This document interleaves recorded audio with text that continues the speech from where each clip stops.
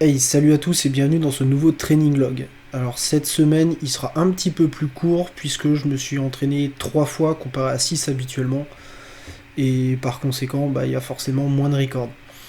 Donc comment je me suis organisé pour effectuer ces 3 entraînements? Tout simplement, j'ai pris les entraînements correspondant au powerlift lourd puisque c'est vraiment mon objectif principal. Et j'ai ajouté à ça les 3 autres mainlift à 75%, ce qui me donne un entraînement relativement complet en privilégiant ce sur quoi mon objectif porte, c'est-à-dire le powerlifting. Donc on attaque avec le deadlift à 90%. Alors ici avec 197 kg qui est passé plutôt bien, mieux que la semaine dernière. Alors peut-être que les quelques jours de repos supplémentaires ont fait un bon effet, mais en tout cas c'était plutôt appréciable de pouvoir lever correctement cette barre, même si on va voir que la dernière rep n'était pas forcément ultra clean en termes de grip, mais bon, c'est clairement mon facteur limitant sur ce lift. Donc c'est pour ça que je suis d'ailleurs passé sans les sangles. Et, euh, et je vois que j'en avais vraiment besoin. Et j'ai encore du travail là-dessus parce que c'est purement mon facteur limitant. Les jambes, le dos, ça peut lever, mais tant que je peux pas tenir la barre, ça sert pas à grand chose. Alors on va voir que la dernière, elle redescend voilà, très vite. J'arrive tout juste à verrouiller, ça passe, mais très très peu.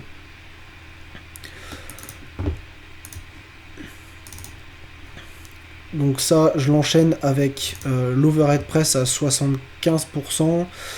Donc ici, c'était 66 kilos de mémoire, ou 66,5 peut-être, je sais plus. Mais c'est dans le même ordre de grandeur. Et la dernière répétition, pareil, a été relativement compliquée, mais elle est passée. En tout cas, je pense que voilà, j'arrive pas forcément en limite sur cet exercice, mais faudrait peut-être revoir soit les adaptations, soit éventuellement faire un petit, pas forcément un deload, mais maintenir la charge quelques semaines pour, pour laisser au temps, enfin laisser à l'organisme le temps de s'adapter, ce qui permettrait peut-être d'aller un petit peu plus loin. Alors on voit la dernière qui est vraiment complexe, même si elle monte, c'est quand même pas si évident que ça. Ensuite, deuxième séance, donc j'ai fait bench à 90%, alors ici avec 114 kg. Comme toujours, la première rep est faite à la claque avec leg drive et les 3 suivantes sont faites vraiment en strict, mais sans pause en bas. Et ça monte assez bien. J'étais même assez surpris de l'aisance que j'avais sur les premières répétitions. La dernière a été un petit peu plus compliquée, mais quoi qu'il en soit, sur les autres reps, j'étais assez agréablement surpris de l'aisance que je pouvais avoir avec cette charge.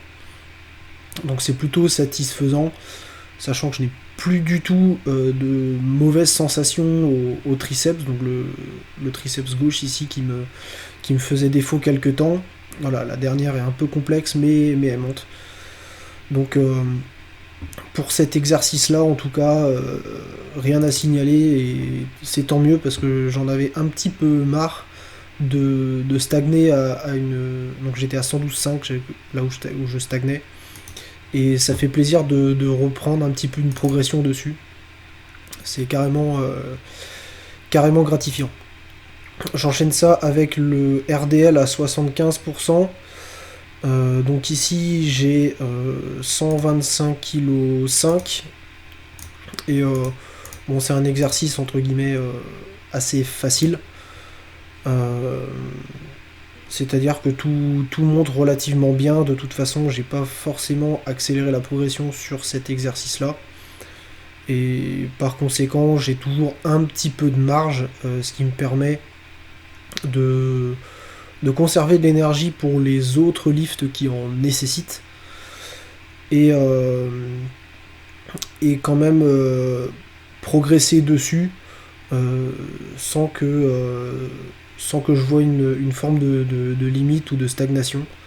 Donc la progression est lente, mais elle progresse en continu, donc c'est bon. Et on enchaîne sur la troisième séance avec ici le squat lourd à 179. Donc j'ai pas tenté les 180 parce que je, enfin c'est passé, mais pas si facilement que ça. Je la tenterai peut-être prochainement, mais ça me paraissait un peu tendu de réussir un 180 entre guillemets en direct.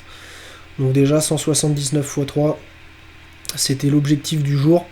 Ça fait plusieurs semaines, une 10-12 semaines que j'arrive à progresser sur au moins 1 kg par semaine, donc ce qui est plutôt satisfaisant.